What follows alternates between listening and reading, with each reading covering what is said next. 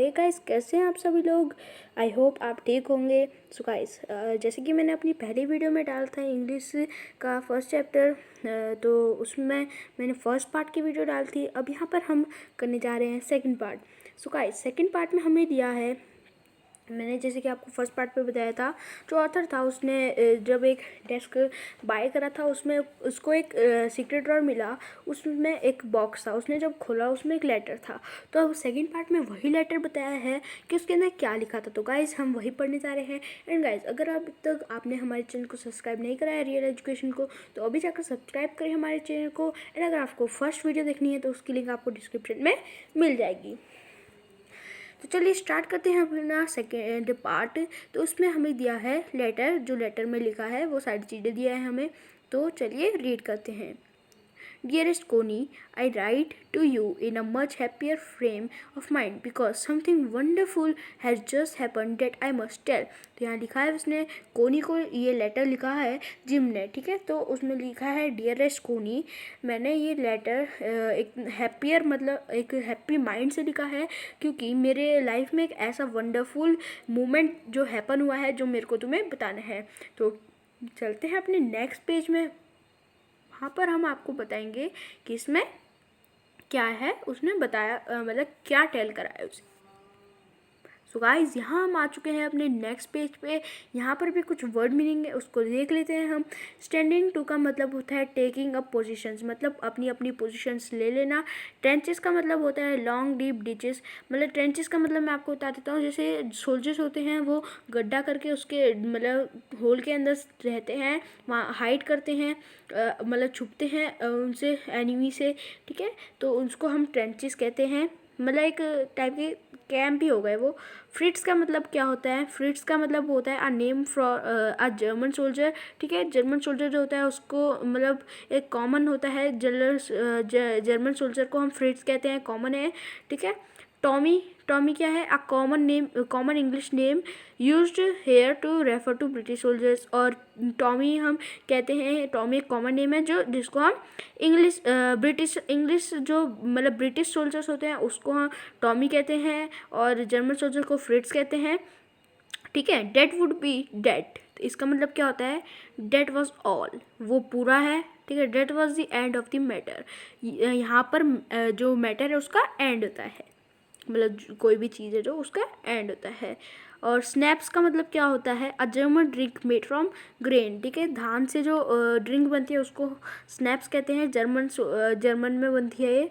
सेलो, सेलो का मतलब क्या होता है, a musical instrument like a large violin, ठीक है। एक आपने देखा होगा मुंह से बजाते हैं जिसको, एक छोटा सा होता है, ठीक है, वायलिन की तरह ही होता है, मतलब वायलिन की तरह होता है, वो भी मुंह से बजाते हैं उसे, उसको हम कहते हैं सेलो। तो गाइज यहाँ पर चलिए अब पढ़ते हैं आगे उसने क्या बताया है अपने लेटर में। You about at once, we were all standing in our trenches yesterday morning, ठीक है। एक बार की बात है, हम सब लड़ाई में थे, वहाँ पर हम अपने ट्रेंचेस में खड़े थे मॉर्निंग के वक्त में, क्रिसमस मॉर्निंग थी उस समय। It was crisp and quiet all about, वहाँ पर बहुत ही शांति थी। As beautiful morning as I have ever seen, ठीक है। वो एक ब्यूटीफुल सी मॉर्निंग थी जो मैंने अपनी ज़िंदगी में कभी नहीं देखी थी, ऐसी मॉर्निंग थी वो। As cold and frosty as Christmas morning should be, ठीक है। वो एक कोल्ड मतलब फ्रॉस्टी, फ्रॉस्ट मतलब वो होते हैं जो ओस गिरती है ऊपर से, ठीक है। वो ऐसा क्रिसमस मॉर्निंग थी जैसे मतलब ऐसा फ्रॉस्टी और कोल्ड डे था जो क्रिसमस में होना चाहिए, क्रिसमस मॉर्निंग में। I should like to be able to tell you that we begin it, ठीक है। मेरे को मैं तुम्हें बताना चाहता हूँ कि क्या हुआ था वहाँ पर। तो but the truth I ashamed to say, ठीक है। तो उसने कहा लेकिन जो ट्रूथ है वो मैं थोड़ा शर्मा रहा हूँ उसको बताने के लिए। It's that Fritz began it, ठीक है। वो जर्मन सोल्जर्स को कहते हैं फ्रिट्स, उसके साथ हुआ था। First someone saw a white flag waving from trenches opposite, ठीक है। जो जर्मन सोल्जर्स थे उन्होंने एक वाइट फ्लैग दिखाया वहाँ से वेविंग करते हुए ट्रेंचेस के, मतलब उनके ट्रेंचेस थे जो उसके अपोजिट पे। Then they were calling out to us from across no man's land, happy Christmas Tommy. ठीक है, वो वहाँ से उनका जो मतलब होता है ना एक हेड टाइप का, वो आ रहा था। नो मैंस लैंड मतलब दो कंट्रीज़ के बीच में जो छोटा सा लैंड बच जाता है जो किसी का नहीं होता है, वहाँ पर आ रहे थे दोनों।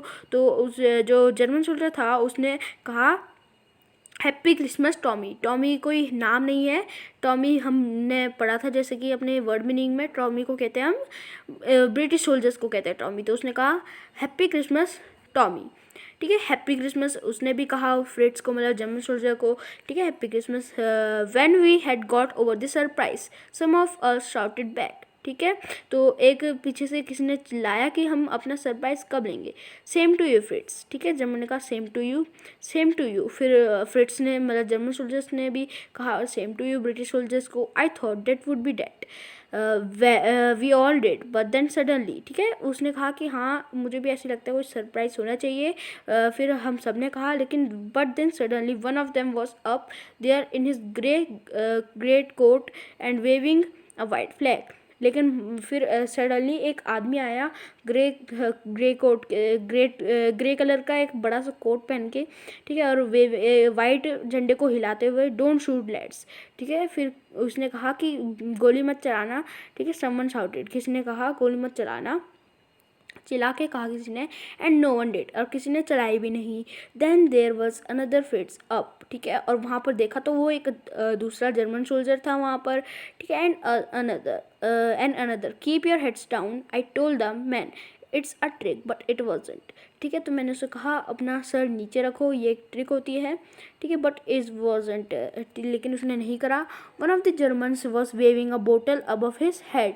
ठीक है, एक जर्मन सोल्जर था, वो बोतल को वेव करा था अपने सर के ऊपर।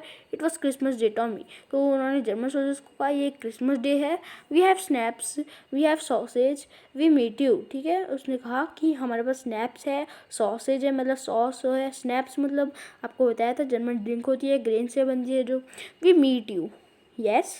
Bye this time there were dozens of them walking toward. ठीक है, और उसके बाद क्या था, मतलब दर्जनों जो सोल्जर्स थे वो आने लग गए थे अक्रॉस, मतलब नो मैंस लैंड में आने लग गए थे दर्जनों सोल्जर्स, मतलब बहुत सारे सोल्जर आने लग गए थे नो मैन लैंड में। And not a rifle between them. ठीक है, और किसी के पास भी एक भी राइफल नहीं थी, मतलब कोई भी गन नहीं थी उनके पास, एक भी आदमी के पास कोई भी गन नहीं थी। Little private Morris for and then there was no stopping them. ठीक है, और वहाँ कोई भी नहीं था जो उन्हें रोक सके। आई वॉज दी ऑफिसर, मैं वहाँ पर ऑफिसर था, मतलब हेड था। I should have stop them there and then. ठीक है, और मैं उनको वहाँ स्टॉप कर सकता था उसी टाइम, वहाँ उसी टाइम उसी जगह पर मैं उन्हें स्टॉप कर देता। आई सपोज मैंने सोचा ऐसा कि मैं उन्हें स्टॉप कर दूँ उसी टाइम। ठीक है, but the truth is that it never even occurred to me I should.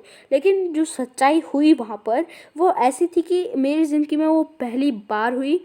I should have, all along their line and oars, I could see men walking slowly towards one another.